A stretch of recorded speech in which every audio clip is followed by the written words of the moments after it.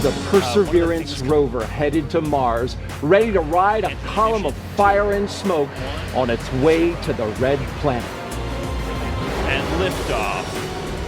As the countdown to Mars continues, the perseverance of humanity launching the next generation of robotic explorers to the red planet.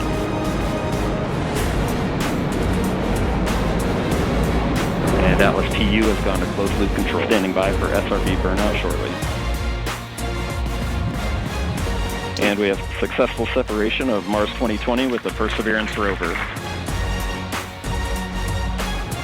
Flight nav. We now have an acquisition of signals, and the years of blood, sweat, and tears from every person who worked on this mission is now realized as Perseverance makes its way to Mars.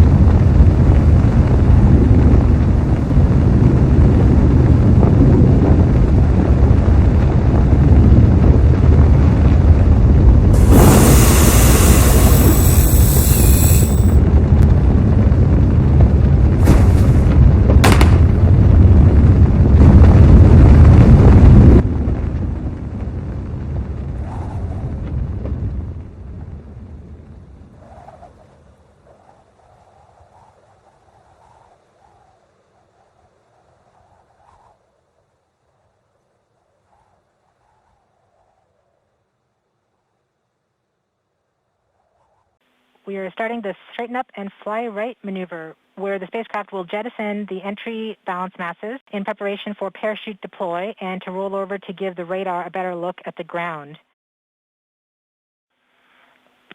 Indicate chute deployed. The navigation has confirmed that the parachute has deployed, and we are seeing significant deceleration in the velocity. Our current velocity is 440 meters per second at an altitude of about 12 kilometers from the surface of Mars. Heat shield set. Perseverance is now slowed to subsonic speeds, and the heat shield has been separated. This allows both the radar and the cameras to get their first look at the surface. Current velocity is 145 meters per second at an altitude of about 9.5 kilometers above the surface.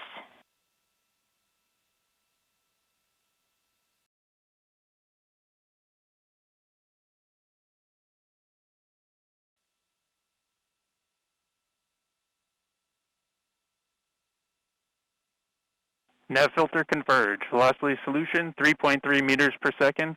Altitude 7.4 kilometers. Now has radar lock on the ground. Current velocity is about 100 meters per second, 6.6 kilometers above the surface of Mars. Perseverance is continuing to descend on the parachute.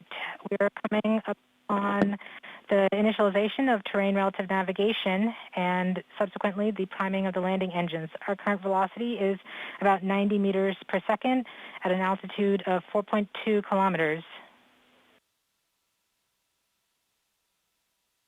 LVS valid. We have confirmation that the lander vision system has produced a valid solution and part of terrain relative navigation. Priming. TBA is nominal. We have priming of the landing engines.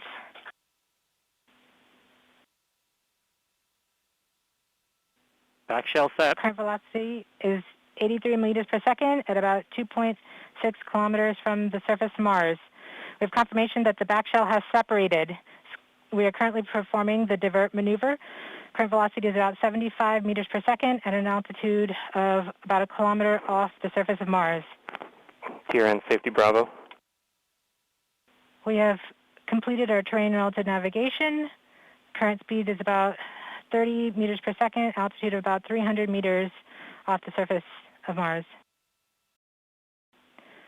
We have started our constant velocity accordion, which means we are conducting the sky crane, about to conduct the sky crane maneuver. Sky crane maneuver has started, about 20 meters off the surface.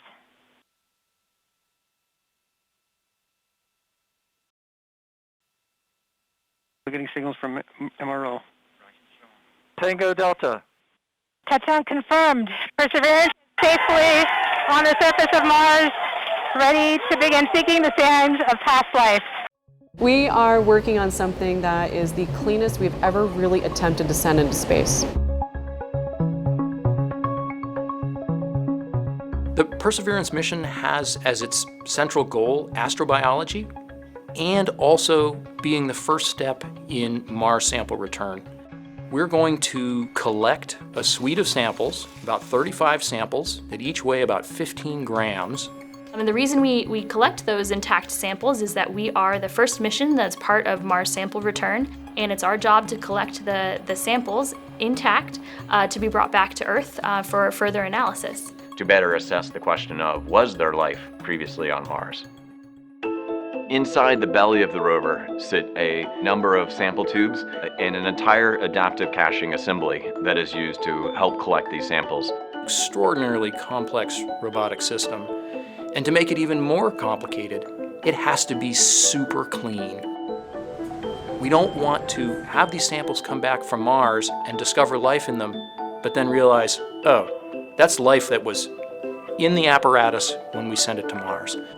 That was a big challenge for the mission because we were meeting cleanliness standards that no rover mission has ever had to meet before. The requirements that we have for this mission are extraordinarily challenging. Once we would go through machining the tube itself, getting all of our protective coatings on there, and then looking at our beautiful tubes, we found carbon contamination in places we were not expecting. So as a team, we all had to really come together and look at the entire manufacturing process, how we're handling these tubes. We had to start polishing the interior bore prior to putting on some of our protective coatings. It meant having to come up with an entirely new technique to clean all of the hardware and demonstrate that the hardware could maintain that cleanliness all the way to Mars. That's what JPL does. I mean, we discover problems and then we solve them. Having these very strict controls and this record of how much contamination or how clean these tubes are prior to going to Mars is essential for that return sample science. Great discoveries require remarkable evidence, and so the cleanliness of the sample tubes and of all of the hardware that's going to be collecting those samples is paramount in making sure that the evidence and that the story and that the discoveries that come from these samples that are brought back are irrefutably Martian.